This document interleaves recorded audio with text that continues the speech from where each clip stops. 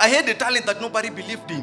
Poetry, only to me seemed to be amazing, but to them it was something to be made fun of every day, every night, battling with the voices in my head, wanting me to be the person that I don't want me to be, and them not wanting me to be the person that I want me to be, mocking me every day. Johnny Bade. Eti nani akupe kazi na mashairi? Umepotoka, hilo ni dhahiri. Next day utaranda kwa streets na bashiri. Akili yako inafikiria kitoto, sasa kumsima tu sio tahiri.